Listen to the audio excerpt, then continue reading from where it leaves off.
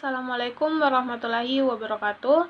Perkenalkan, nama saya Ananda Trisnawati Wisno dari Program Studi Pendidikan Guru Pendidikan Anak Usia Dini, Angkatan 2020 kelas B. Baik, di sini saya akan menjelaskan sedikit tentang media belajar. Media belajar merupakan proses komunikasi dan berlangsung dalam suatu sistem. Maka, media pembelajaran menempati posisi yang cukup penting sebagai salah satu komponen sistem pembelajaran. Tanpa media, komunikasi tidak akan terjadi, dan proses pembelajaran sebagai proses komunikasi juga tidak akan bisa berlangsung secara optimal. Media pembelajaran adalah komponen integral dari sistem pembelajaran. Untuk membantu merangsang pikiran, perasaan, kemampuan, perhatian siswa dalam proses belajar mengajar di kelas, media pembelajaran dapat berupa alat ataupun bahan mengajar. Media belajar untuk membantu merangsang pikiran, perasaan, kemampuan, dan perhatian siswa dalam proses mengajar di kelas.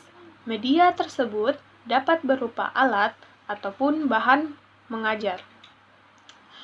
Bahan, alat atau segala sumber daya yang digunakan dalam proses penyampaian informasi guru kepada murid, baik berbentuk fisik ataupun piranti lunak. Ada beberapa jenis media pembelajaran.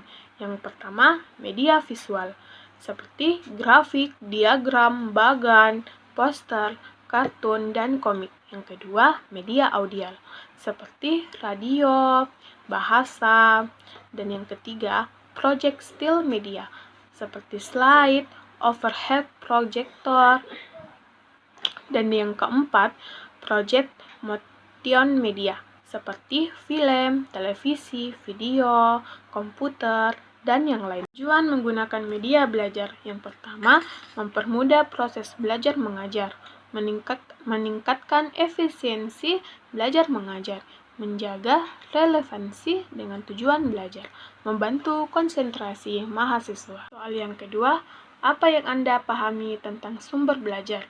Sumber belajar adalah merupakan segala sesuatu yang berupa sekumpulan bahan dan dapat dimanfaatkan dalam kepentingan proses belajar mengajar untuk memperoleh informasi dan pengalaman sehingga dapat mempermudah aktivitas belajar. Sumber belajar dapat berasal dari lingkungan sekitar tempat tinggal peserta didik atau sengaja dibuat sebagai sumber belajar yang berasal dari lingkungan langsung. Macam-macam sumber belajar.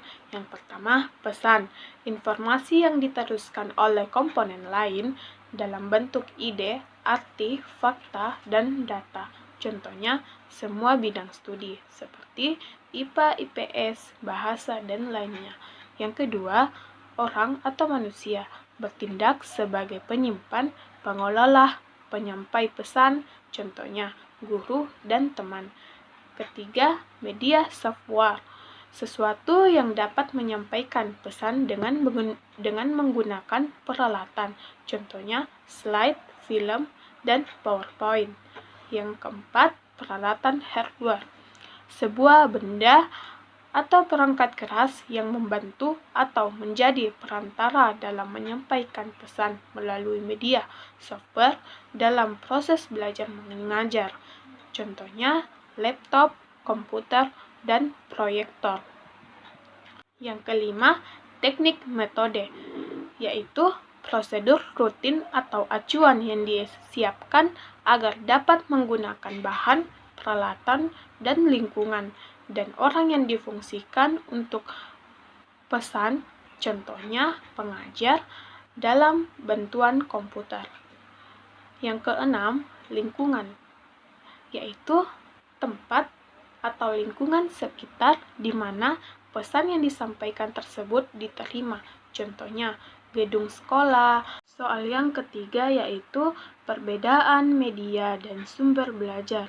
Perbedaan antara media dan sumber belajar adalah media sebuah alat dan saran penyampaian informasi dan seakan-akan memiliki waktu serta ruang terbatas. media tidak selalu bisa dipakai dalam pembelajaran, dikarenakan harus sesuai antara media dan strategi pembelajaran. Sedangkan sumber belajar memberikan pengetahuan yang luas dan tidak sebagai sarana penyampaian, tetapi sebagai tempat asal suatu pembelajaran serta bersifat mandiri.